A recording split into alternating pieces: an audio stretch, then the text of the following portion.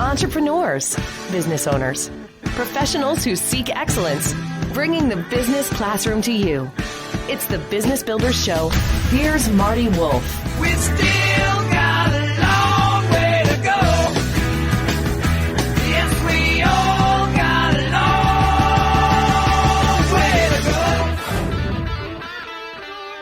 go. Welcome to the Business Builders Show with Marty Wolf, the show for entrepreneurs, business owners, and business leaders. I'm Marty Wolf, your host for the Business Builders Show, and along with my executive producer, D.C. Taylor, we will be your guides on this learning journey. Let me tell you my super objective in being with you today. I want to enthusiastically share stories and information to inspire leaders. That's you, by the way, so you can inspire others. DC, we're going to be doing a Veterans Day special again today. Great. So this is terrific, don't you think? Absolutely. So let's start this way, because I personally, once in a while, get confused between Veterans Day and Memorial Day. So, DC, I think we need to clear that up first. Oh, yeah. All right. So here's the definition, folks. Veterans Day is not the same as Memorial Day. And let's see, what does it go on to say? Memorial Day is a time to remember those who gave their lives for our country, particularly in battle or from wounds they suffered in battle. Veterans Day honors all those who have served the country in war or peace, dead or alive, although it's largely intended to thank living veterans for their sacrifices. Veterans Day is November 11th, 2019, and so I thought I would prep it that way, and we have a really neat guest to help talk about this subject and other things that she's involved with. Kim Seevers joins us. Hi, Kim. How are you? Hi, Marty. I'm well. Thanks for having me. Well, let's give a shout out right at the beginning to our friend Judah Whitney, who made this recommendation. So thank you, Judah. I'm looking forward to this conversation. So thank you, Judah. Thank you, Judah. So, Kim Seevers, you have a very interesting background. So, typically I introduce people, but I'm going to allow you to kind of give us the background, and then we're going to start connecting it to Veterans Day. So, are you okay with that, Kim? Yep, that sounds good. All right, lay it on us. Okay. I'm from Pennsylvania. I went to Slippery Rock University, and I have an undergraduate degree in health and physical education, but a big part of that was adaptive physical education. Mm-hmm. And then I went to Penn State and got a master's also in physical education. From there, I got involved in an adaptive sports program in Windham, New York, and that program offers sports rehabilitation for individuals with disabilities, and it's called Adaptive Sports Foundation, and we serve individuals, kids, adults with physical disabilities, cognitive disabilities, intellectual, pretty much anything. And it was primarily a ski and snowboard program because it was located at Windham Mountain in the Catskills. And one of the most impactful things that I did in my work there was to participate in a program we called Warriors in Motion. In 2005, we were approached by Walter Reed and Disabled Sports USA to do a skiing program for veterans who had been recently injured. And they were still at Walter Reed doing their rehabilitation. And we jumped on it. And we were a little bit nervous at first because we hadn't done anything like that before. I mean, we had individually, we'd have an amputee or someone with a spinal cord injury, but we had never had a group of injured veterans like that. When did that start, Kim? When did you start doing that? 2005. 2005, and that was called Warriors in Motion? We eventually named it Warriors in Motion. Okay. We didn't really have a name for it at the beginning. Okay. And we had, I think, 7 veterans that first group, and I can proudly say that I'm still in frequent contact with probably 4 or 5 of them. So it really made a lasting impact on my life. I could see that. So yeah, go ahead. Yeah. Keep going. A couple of years later, we just did skiing for the first couple of years, but then Wounded Warrior Project got in contact with us and asked us if we would do a program called Odyssey. And that program is primarily for veterans with post-traumatic stress. The one thing that was kind of interesting as I was just thinking about, our talk today, is in 2005, they weren't really talking about post-traumatic stress yet. And when this group of veterans came to us in 2011 through this Odyssey program, it was interesting because our offices are ringed around a great room, and the van pulled in, and the guys came in, and they came with therapists from Walter Reed. And they walked in, and our whole staff was, just standing there watching them come in. And honestly, Marty, it took 2 minutes of looking at these veterans. They were all men, and we all looked at each other and said, these guys need our help way more than the guys, with an amputation. They get a prosthetic limb and they move on. But you could just see in their eyes that they really, really needed help. They needed therapy. They needed the distraction of sports. They needed to be made, to understand that they had a life ahead of them. So the PTSD guys at that point were all guys you're talking about. You identified early on that certainly if someone is an amputee, there's challenges, life challenges, etc. But you saw that there was much deeper issues with these folks, right? To confirm what you just said to me? Yep. Okay, so I guess what's going through my mind is, so you detected that. How did you handle that? I mean, did you have training? Did you have education? Did you know what I'm asking? You're like, how did you do that? Or did you go right into the system or the process? Talk to me more about that. Well, that first group of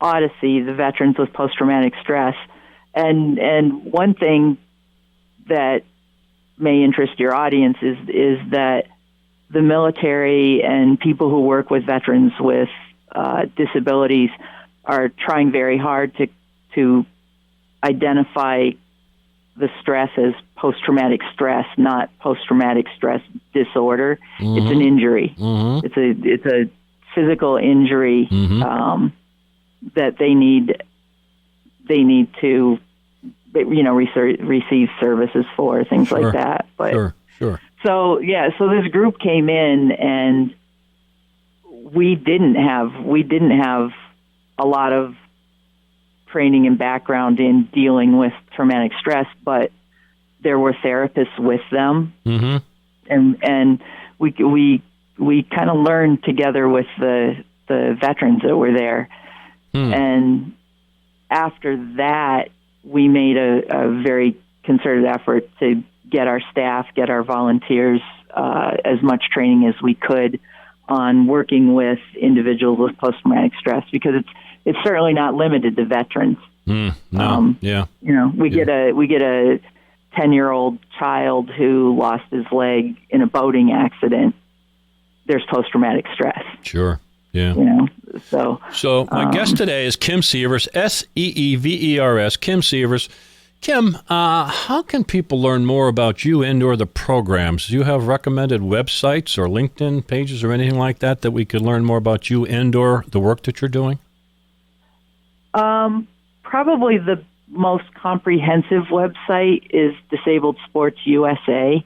Okay. And it's dsusa.org. Okay. Because almost all of the programs many of the programs for veterans are, DSUSA is an umbrella organization for adaptive sports programs in the country. Mm-hmm. So if you go to their website, they've got a listing of all their locations across the country. Tell me that website again. Tell me the website again. dsusa.org. Okay. All right. So you're immersed in this work. What did you start to see? I guess what I'm asking is, straight up, did it have a positive effect? Putting you on the spot, I guess. What did you begin to see at the beginning, and maybe how has things changed over the years? Well, I'll tell you a story that illustrates that perfectly. The first year that we had the program, there was a young man who at the time was the youngest veteran who'd been severely injured in Iraq. And he had lost both of his legs below the knee. Mm-hmm. His assigned instructor, volunteer with us, is a gentleman who is a Vietnam veteran who also lost both of his legs below the knee. Mm-hmm. And the first day and a half, this young man, Oscar, wouldn't leave the hotel room, wouldn't come out. And I think the escorts that were there from Walter Reed, the therapist, finally made him come, and we introduced him to Dave, and they were talking, and Oscar looked at him and just yelled in his face. He said, "You don't understand what my life is. You don't understand what I'm going through. You can't understand." And Dave stood up and pulled his two pant legs up and said, "Actually, I can help you. I do understand." Wow. And and Oscar ended up outside, skied, had a great time, came back the second year. And one of our board members was talking to him, and he said, "Well, why did you come back?" And he said, "Well," Oscar said, "last year when I was here, I was about 2 days away from putting a gun down my throat and blowing my head off." Mm-hmm. And he said, "But this experience here turned my life around, and it gave me hope, and gave me the will to stay alive and keep going." Yeah. So what? So there. So what? Powerful story. Great. So what actually happened? So you actually taking on the ski slopes? They actually are skiing or being helped to ski, whatever the right phrases are. So is it the physical part of it that matters, or is it some combination that matters to help these veterans? It's a combination. It's definitely and aside from skiing, they can do, people with disabilities we do water skiing. And this includes individuals with spinal cord injuries, because almost every sport you do, you can do sitting down as well. Mm-hmm. So water skiing, paddling, hiking, mountain biking, road cycling, there's so many things that they can do. And a lot of veterans, when they're injured, they go home, and if they've got post-traumatic stress, for whatever reason, they stay in their house. They don't get outside. They don't. Mm-hmm. Maybe they know, in the back of their mind, they know these sports and opportunities are available to them, but they don't take advantage of it. And when they come to a program, like most of these veteran programs, it's all men and women there that have had the same experiences they have had, and they could talk to you and me, and we can say, "Oh, I understand," but we don't. We never will. And for them to be able to come, be in a group of their peers, and they talk differently. They have different conversations. That's Right. an amazing opportunity that most of them say that camaraderie is something that was missing from their life as a civilian. Right. Obviously the physical part, getting outside and doing something maybe that they did before. Maybe they skied before, maybe they rode a bike before, or they Right. cycled or they ran. Right. And now they're finding out that they can do it again. And that's important to them, but it's also important to their families.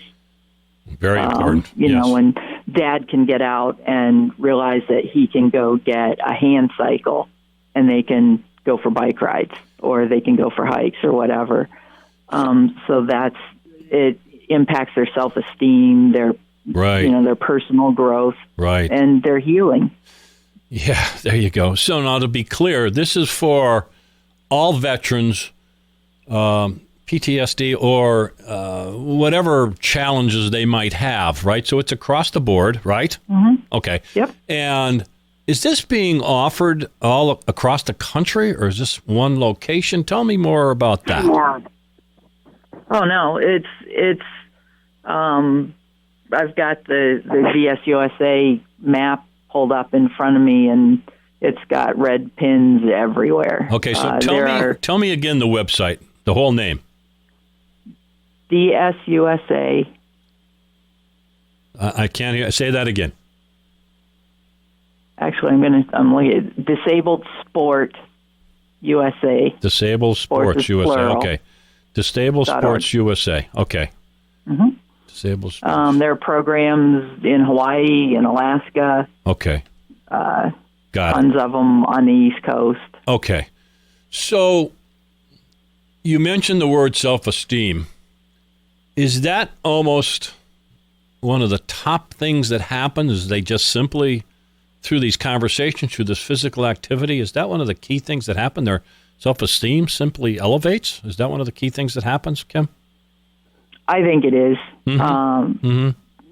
So many of them, they come in with the same story. I haven't been out of my house. I've been sitting on my couch. I feel like I don't have any value anymore. And when they get out and they see, one of the things in many programs I know is they try to encourage the veterans as they become more skilled at the sport to come back as a volunteer.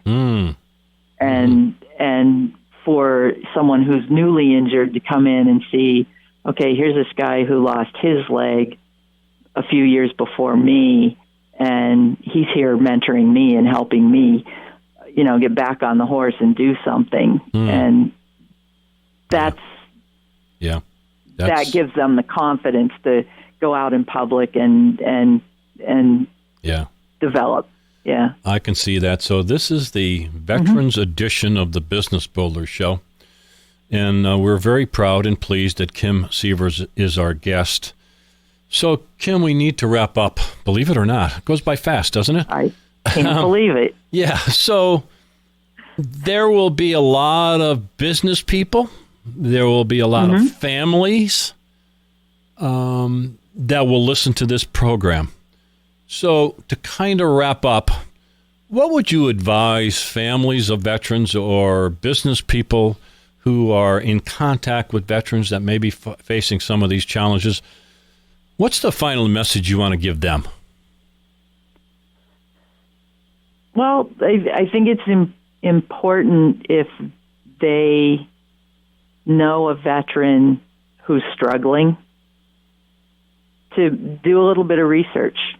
Go on the internet, find programs, a program that's near where they are, and get the program hooked up with the veteran and just get them out, get them doing something.